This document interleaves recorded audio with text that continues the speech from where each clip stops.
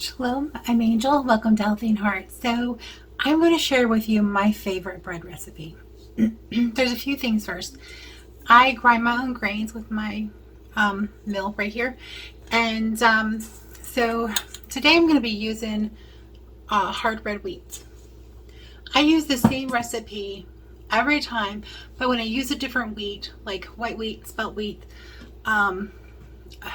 pretty much every hard white wheat or spelt, I pretty much have to use double the amount of yeast for it to rise. So this is what hard white wheat looks like in a 2-pound loaf. And like I said, to get it to rise like this, I had to use double the yeast. You'll have to experiment. If you have a more active yeast than mine, that's possible. This is a little old, but so you may have to use a little less. But for me, right now, with the ingredients I have, I'm needing to use twice the amount of yeast if it's not the hard red wheat. However, with this recipe, I'm using hard red wheat. I'll be right back with the flour. Oh, by the way, when you make, I measure this out in grams by weight.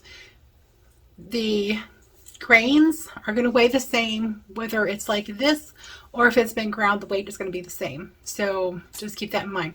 Approximately 550 grams of wheat.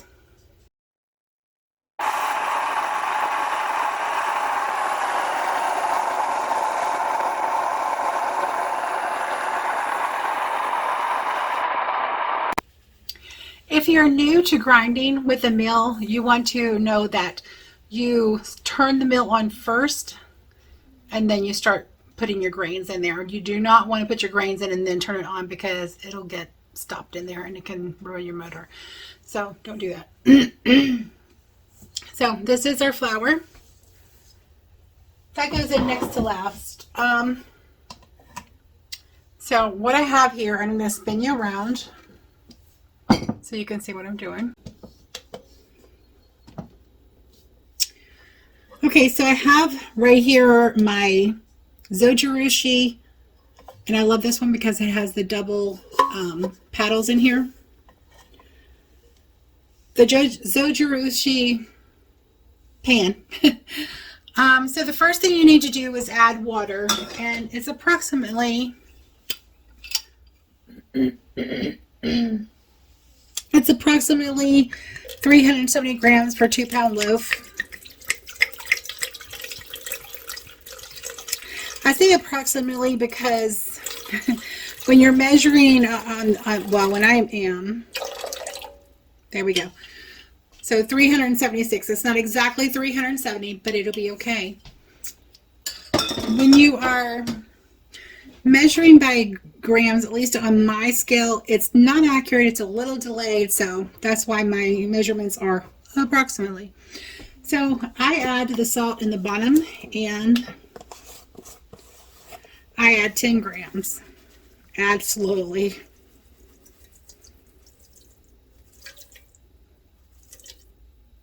Oops. And I said approximately, so that's 14 grams. It'll be okay. It won't be too much. But that's why you add slowly. You could also measure it out by a teaspoon if you wanted to, or even put less in there if you wanted to. So next I do maple syrup, and it's 40 grams approximately. It really is okay if you don't have to be specifically, You don't have to be 100% exact on this, okay? You don't. Okay, so next I add my flour, which I already measured out. And if you want to do the math, there you go. You can subtract the amount. But I pre-measured that with the grains. And I spread it out to just make sure all of the water is covered because I don't want my yeast activating beforehand. And then I add half a cup of sugar. That sounds like a lot, yes. And you may need to add 3/4 cup if you're using double the yeast, because the yeast will consume the sugar. And I add 1 tablespoon of yeast to the hard red wheat. Now, if this were the white wheat or spelt, I would have to double that recipe. Double the yeast that I add. So I would use 2 tablespoons. That's it. Now we just put it in the Zojurushi machine. Now you may have noticed that I did not put oil in that. Most recipes call for oil. I did not put oil, I did not put eggs. It's not needed. You will see, it is not needed. You will have a wonderful loaf of bread perfectly out of the pan. It's not needed. So the bread is now done. And I need to hit cancel. Look at that beautiful loaf. So I have to put it up high or the cats will tear into it. As soon as they smell it, they go crazy. They love my bread. Excuse me, I'm holding the camera in one hand and trying to get this out in the other. And there she goes. I love that pan because it never sticks. At least so far it hasn't. Now I have to very carefully turn that over because it's hot. But that is a nice loaf of bread.